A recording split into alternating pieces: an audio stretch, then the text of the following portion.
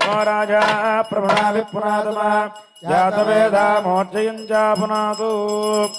జరిగినటువంటి పుణ్యాహవచన కార్యక్రమాన్ని గురించి మన రమణ గురుస్వామి వారి యొక్క పుత్రుడైనటువంటి సుదర్శన గారి యొక్క నోటి వెంట పుణ్యాహవచన కార్యక్రమాన్ని, భగవంతుడి యొక్క ఆరాధన కార్యక్రమం గురించి 2 మాటల్లో తెలుసుకుందాం.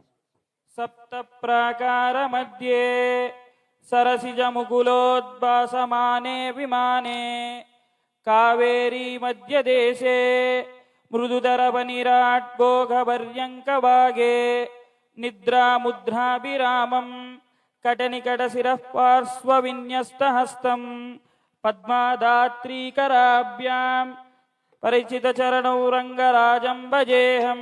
జై శ్రీమన్నారాయణ.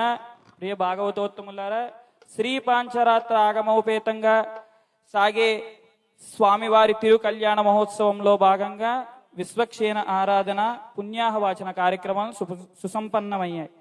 ఎందుకండి విశ్వక్షేణ ఆరాధన చేస్తాం? మొట్టమొదటిగా అంటే విశ్వక్షేణుడు వాడు స్వామికి చాలా ఇష్టమైన చెలికాడు, మర్వ సచివుడు అని అంటారు కదా.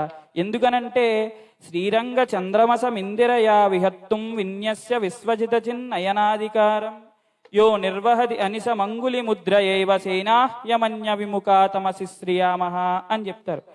స్వామివారు అమ్మవారితో వనవిహారానికి వెళ్ళినా బయటికి వెళ్ళినా ఆ బాధ్యతనంతా కూడా విశ్వక్షేణుల వారికి అప్పచెప్పి వెళ్తారట. ఎందుకంటే ఆ సమయంలో దేవతలకు కానీ మనలాంటి వారికి కానీ ఇతర గణాలకు కానీ ఏమైనా ఆటంకాలు వస్తే స్వామి కన్నా ఇంకా సమర్థవంతంగా ఎదుర్కొనేగలవాడుట విశ్వక్షేణుడు. తజ్జన ముద్ర ఏవ సేనాని, ఇలా చూపుడ వేల కదలికతో జాగ్రత్త జాగ్రత్త అని హెచ్చరిస్తూ ఉంటాడట. ఆయన దగ్గర 4 రకాల భటులు ఉంటారు. విబదతు సుఖం విశ్వక్షేణస్యతే ప్రథమా భటాః కరిముఖ కాలాహ్వయ జయస్సేన సింహముఖౌచన అని కాలాహ్వయులు కొందరు, కరిముఖులు కొందరు, జయస్సేనులు కొందరు, సింహముఖులు కొందరు. ఈ 4 భటులు కూడా యస్య ద్విరద వత్రాద్యాః పారిషత్యాః పరిస్థితం, స్వామి చుట్టూ ఉంటూ రక్షణ చేస్తూ ఉంటారని శాస్త్రం. అందుకోసమని స్వామివారి తిరు కళ్యాణ మహోత్సవంలో భాగంగా ఏ ఆటంకాలు ఉండకుండా సక్రమంగా ఆనందోపేతంగా కళ్యాణ మహోత్సవం జరగాలని ఆచార్య స్వాములు విశ్వక్షేణ ఆరాధన చేసి సుసంపన్నం చేశారు. దాని తర్వాత విశ్వక్షేణ ప్రసాదాన్ని శిరసా గృహ్ణాతు అని వేసుకున్నారు అర్చక స్వాములు.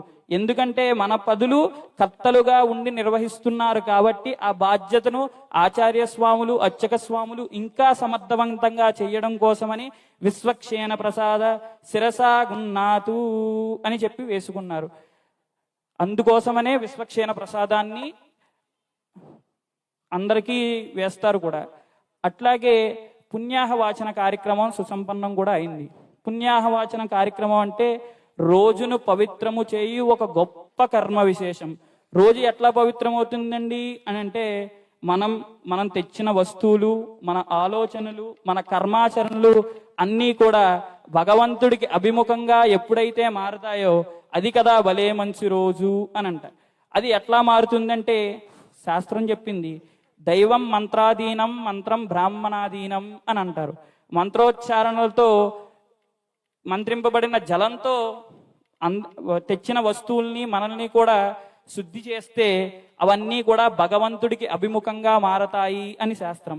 అందుకోసమనే మన ఆచార్యులైనటువంటి రమణస్వామి వారు అందరికీ వచ్చి సంప్రోక్షణ చేస్తున్నాడు. ఇక్కడ దాకా ఒక ఉపోద్ఘాతమే, కళ్యాణం ప్రారంభం కాలేదండి. ఏవండి, ఎప్పుడో త్రేతాయుగంలో పాల్గొన శుద్ధ పూర్ణిమ ఉత్తరీ పలుగుని నక్షత్రంలో కదండి స్వామికి అమ్మవారికి కళ్యాణం జరిగింది.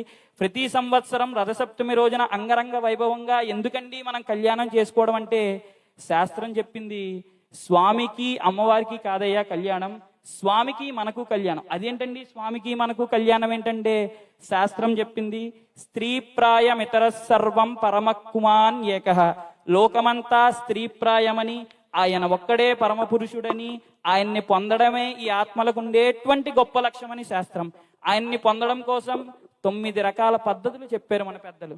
శ్రవణం, కీర్తనం, విష్ణు స్మరణం, పాదసేవనం, మచ్చనం, వందనం, దాస్యం, సఖ్యం, ఆత్మనివేదనం అంటారు. శ్రవణం అంటే వినాలి. భగవంతుడు ఎప్పుడూ కూడా కంటికి కనిపించేటువంటి వాడు కాదు, జాగ్రత్తగా గుర్తుపెట్టుకోవాలి. ఎందుకంటే జాగ్రత్తగా వింటే వీణుల ద్వారా లోపలికి ప్రవేశించి ప్రత్యక్ష సమానాకారంగా కనిపించేటువంటి వాడే భగవంతుడు. ప్రహ్లాదుడు చెప్తాడు భాగవతం, ఇందుగలడు అందులేడని సందేహము వలదు చక్రి సర్వోపగతుండు ఎందెందు వెతికి చూచిన అందెందే కలడు దానవాగ్రిని వింటే అన్నారు. మరి పోతన గారికి కంటే అన్నారు కదండి, భగవంతుడు కంటికి కనిపిస్తాడు కదా. వింటే అని ఎందుకు అన్నారంటే జాగ్రత్తగా వింటే వీణుల ద్వారా లోపలికి ప్రవేశించి ప్రత్యక్ష సమానాకారుడిగా కనిపించేటువంటి వాడు భగవంతుడు. మరి మొట్టమొదటి భక్తి శ్రవణ భక్తి అయితే, చిట్ట చివరి భక్తి ఆత్మనివేదనం అంటారు. ఆత్మనివేదనం అంటే అయ్యో అంత భగవంతుడు, ఆయనకి నాకు 9 రకాల సంబంధాలు ఉన్నాయి. పిచాచ రక్షక భర్త అజ్ఞేయో రమాపతి స్వామి ఆధారో మమ ఆత్మ చ భోక్త చ అద్య మనోదిత అని శాస్త్రం. ఆయనకి నాకు పితాపుత్ర సంబంధం ఉన్నది, ఆయనకి నాకు భార్యాభర్తృక సంబంధం ఉన్నది, ఆయనకి నాకు శేషశేషి సంబంధం ఉన్నది, ఆయనకి నాకు రక్షక రక్షే సంబంధం ఉన్నది, ఆయనకి నాకు ఆధార ఆదేశం. ఏమండి, ఒక్క రకమైన సంబంధం ఉంటే వాడు మా తమ్ముడో లేకపోతే మరి వాడు బామ్మరిదో అని మనం నెత్తినెక్కించుకుంటాం కదా. మరి 9 రకాల బంధుత్వం భగవంతుడికి మనకి కలిగినప్పుడు ఆయన పట్ల ఎంత శ్రద్ధగా ఉండాలి, ఆయన పట్ల ఎంత శరణాగతులం కావాలి. అదే ఆత్మనివేదనం. భగవంతుడికి మనం సమర్పించుకోవడం ఎక్కడ కుదురుతుందంటే కేవలం ఇంకోటి ఆలోచించక్కల్లా, అనన్యార్హగా, అనన్య భోగ్యగా, అనన్య శేషిగా కేవలం సీతారామ కళ్యాణ మహోత్సవంలో మాత్రమే మనల్ని స్వామికి అర్పించుకోవడం జరుగుతుంది. స్వామి సీతమ్మ తల్లి కాదయ్యా, ఈ జీవమును అనే ఆత్మ కన్యయ్యా, మమ్మల్ని స్వీకరించవయ్యా అని ప్రతి సంవత్సరం కూడా అంగరంగ వైభవంగా కళ్యాణాలు చేస్తాం. అందుకోసమే చూడండి స్వామి పొద్దునెప్పుడో 6:30కి గోత్రనామాలు ప్రారంభించారు. నిత్యహోమం, బలిహరణ, సాత్తుమరే, సహస్రనామార్చన, తర్వాత స్వామిని పెళ్లి కొడుకు చేయట. ఏమైనా తిన్నావా లేదా అని కూడా ఆలోచించాం. ఈ లోపల మనం 2 రకాల టిఫిన్లు, 4 రకాల ఐటమ్స్ తిని వస్తాం. స్వామి చూడండి ఎంత మన కోసమని వచ్చాడు. ఆయన పట్ల మనం శరణాగతులం కావాలి. అదే ఆత్మనివేదన భక్తికి తాత్పర్యం. అందుకోసమనే మనం కళ్యాణం చేస్తాం. మనల్ని మనం అర్పించుకునే ప్రయత్నం కళ్యాణోపేతంగా చేద్దాం. ఈ సత్యావకాశాన్ని ఇచ్చిన ఆచార్య స్వామికి దాసోహం సమర్పించు. రామనారాయణ వరద గోవింద గోవింద. జై శ్రీమన్నారాయణ. గట్టిగా కరతాళ ధ్వనులతో చిరంజీవికి. ఎందుకంటే చక్కటి భక్తి నివేదన భగవంతుడి యందు ప్రతి మనిషి నవవిధ భక్తి సూత్రాలు ఎలా పాటించాలి, నవవిధ భక్తి మార్గాలు ఎలా ఉంటాయి, భగవంతుడు చెప్పినటువంటి భక్తి నివేదన అంటే ఏమిటి, ఇవన్నీ కూడా చక్కగా చిరంజీవి సుదర్శన ద్వారా మనం తెలుసుకున్నాం. ఎందుకంటే విద్యకి ఎవరైనా దాసులే. ఏమంటే నేను ముసలివాడిని అయిపోయానండి, 70 ఏళ్ళు వచ్చినాయంటే చదువుకోవడానికి తప్పే ఉందండి. 70 ఏళ్ళు వచ్చినటువంటి ముసలాయన ఇవాళ వెళ్ళి డిగ్రీ పరీక్ష రాస్తున్నాడు. ఎందుకంటే అంటే డిగ్రీ చదవాలని నా కోరికండి అంటాడు. అంటే ఏమిటి, చదువుకి అంతం లేదు. అటువంటి చదువుని విద్యాభ్యాసం చేసేటువంటి చిన్నవాడికి కూడా మనం నమస్కరించవచ్చట. ఎందుకని, తనలో ఉన్న సరస్వతికి నమస్కారం, తనకి కాదు.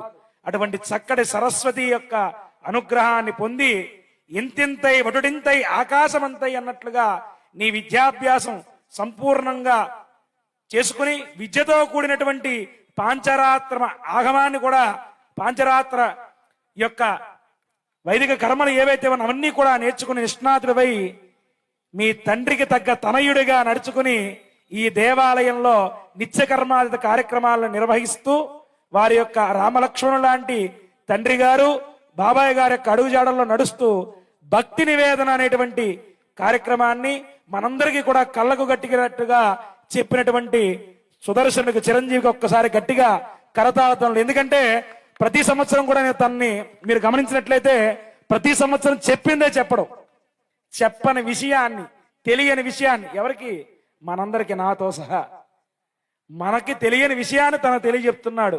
అంటే విద్యను అభ్యసిస్తున్నాడు కాబట్టి ఆ మాత్రం ఉంటుంది. కాబట్టి తన నుంచి మనం నేర్చుకోవాల్సింది ఏమిటి, తను చెప్పిన విషయాలన్నీ కూడా మన మనస్సును ఉంచుకొని భగవంతుడికి ఆత్మ నివేదన చెప్పాడు కదా. నవవిధ భక్తి సూత్రాల్లో భగవంతుడికి భార్య అంటేనే, అమ్మో నా భార్య అండి, బండి మీద తీసుకెళ్తాం, మేము ఆ తమ్ముడండి